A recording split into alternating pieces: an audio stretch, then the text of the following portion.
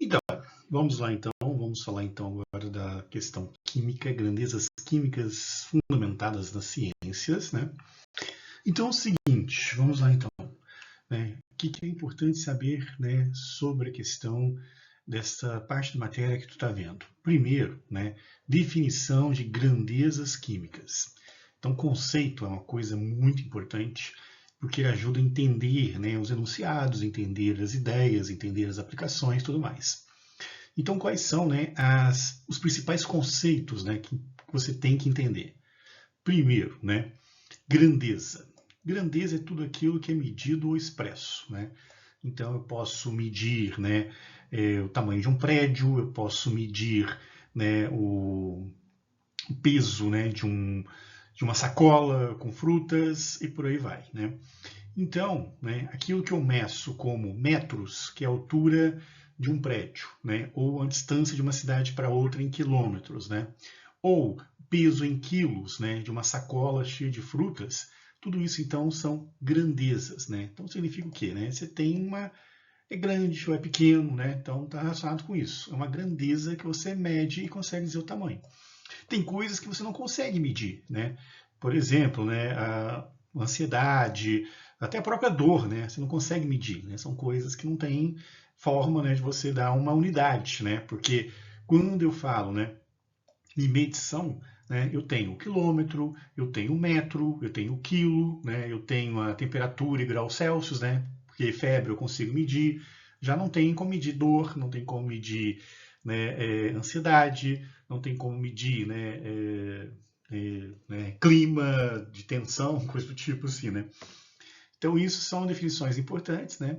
Outra coisa é a padronização, né. Então, né, tem duas que eu já citei, né, que são fundamentais, né, o quilograma e o metro, que qualquer parte do mundo que você for, né, é usado. Tem país que usa, né, polegadas e tudo mais, mas essas são, né, as oficiais internacionalmente utilizadas.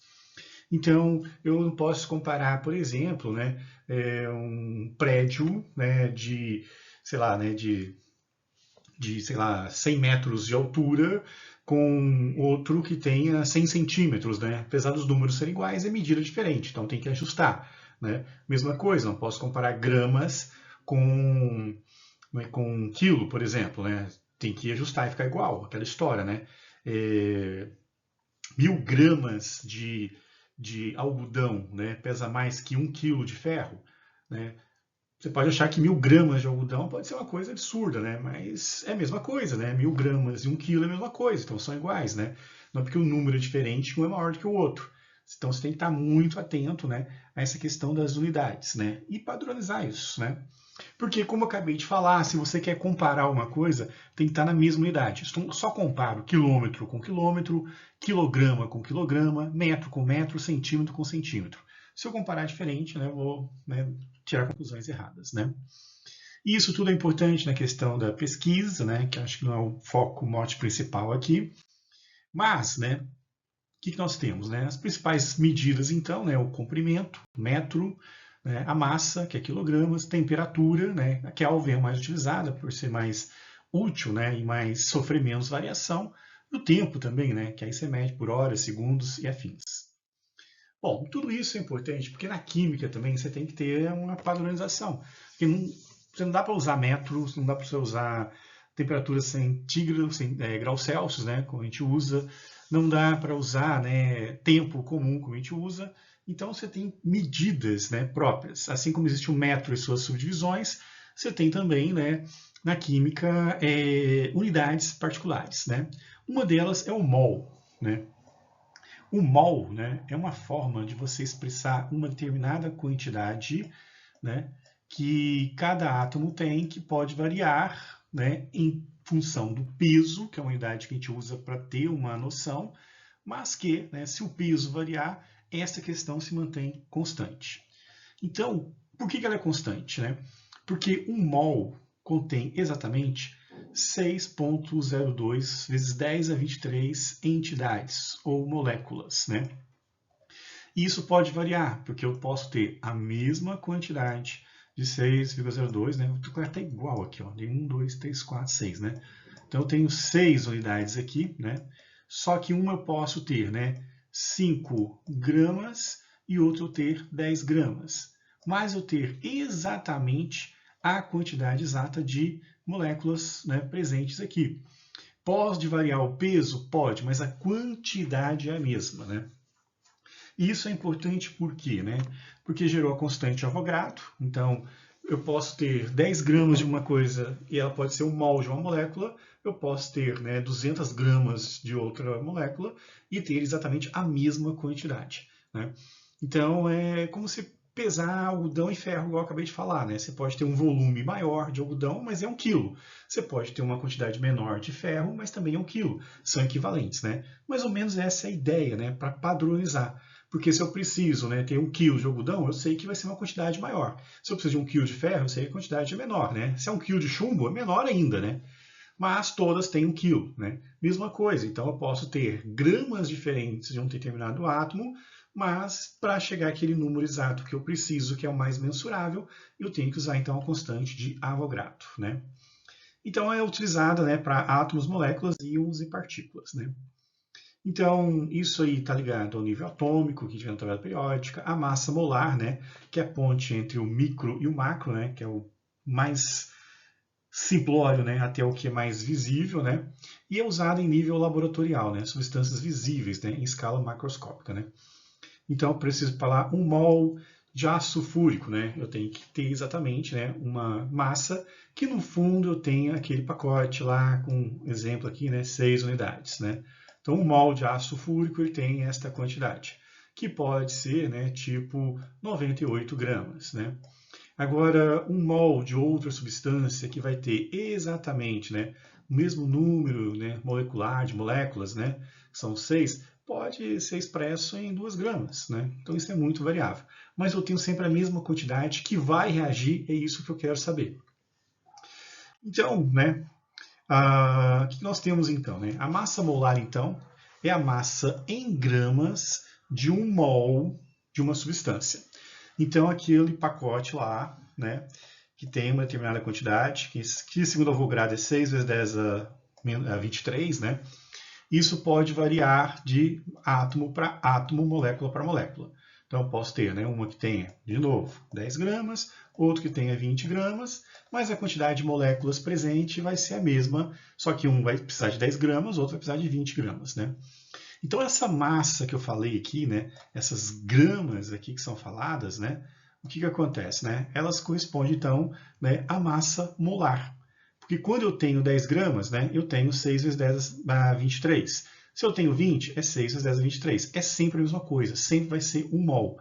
Só que eu tenho que entender que isso vai variar, né, conforme for a questão da quantidade que a molécula precisa ter de gramas para ter esse exato número que, né, corresponde a uma coisa constante entre elas. Então, isso é um fator importante, né? Então, é numericamente igual à massa atômica ou molecular, né, da unidade de massa atômica. Então, cada número tem sua massa atômica e é exatamente idêntico, foi criado em cima disso. E aqui a gente pode ver, então, né? Então, por exemplo, né, água, né? Molécula de água, então, H2O, né? Eu tenho 2 átomos de hidrogênio, né? E um átomo, né, de oxigênio, né? Então, o que isso significa, né? Se eu tenho esses 2 átomos e um átomo de oxigênio, eu tenho o quê? Qual que é a massa atômica do hidrogênio, né? 1. Mas como eu tenho, na verdade, 2, né, eu vou, obviamente, multiplicar por 2. Então, eu tenho 2, né, unidades atômicas, né, de massa atômica. Se eu olhar a tabela periódica, o que o oxigênio é? Ele tem 16, né? O peso molecular dele, a unidade de massa atômica dele é 16. Como ele só tem 1, né? 16 vezes 1 é 1, então dá 16.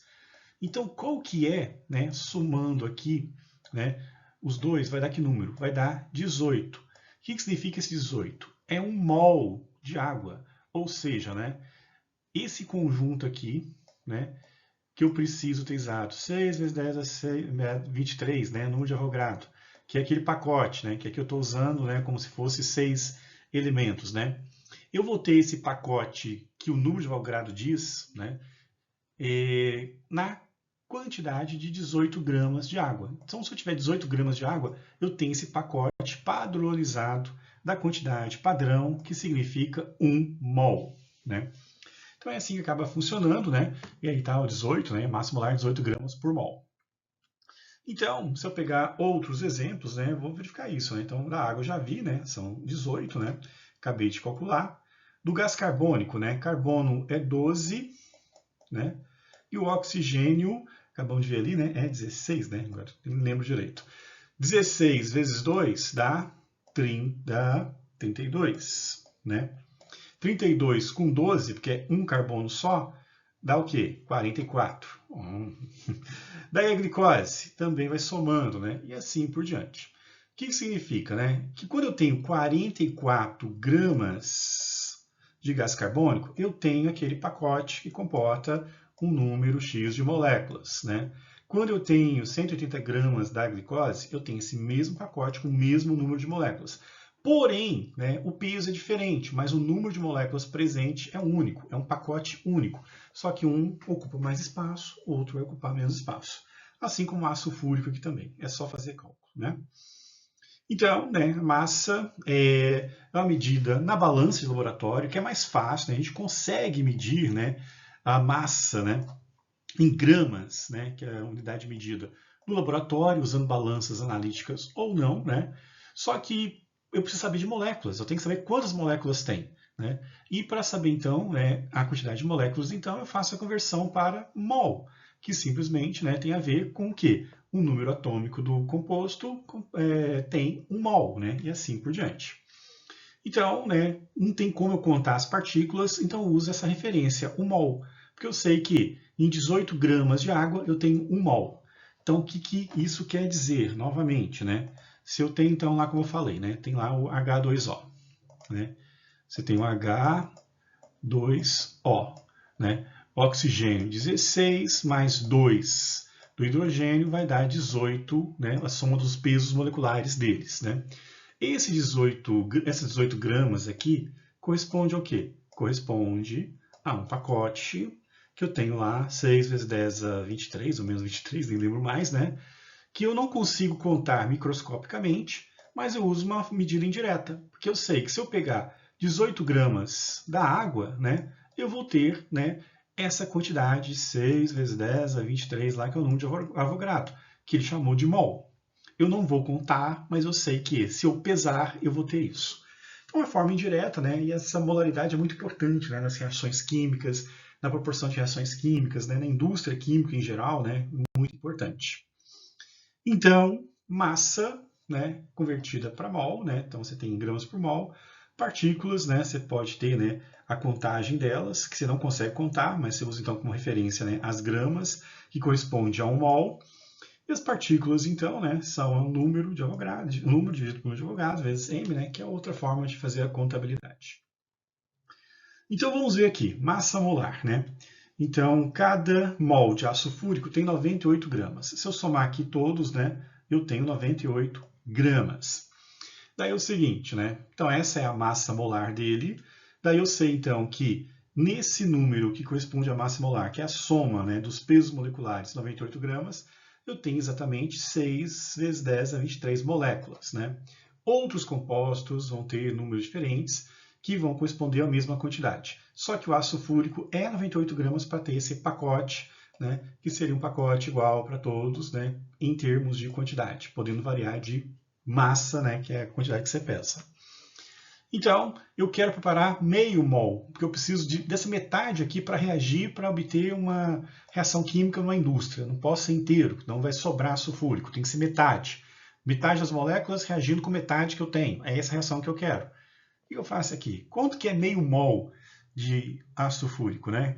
Quanto que é, então, 3 vezes 10 a 23, né? Metade. Eu preciso de metade das moléculas, né? Eu preciso de 3,02 vezes 10 a 23. Eu preciso dessa quantidade de moléculas. Tem como eu contar quantas moléculas tem ali? Não tem, né? Então, o que eu faço, né? Eu vou pelo peso.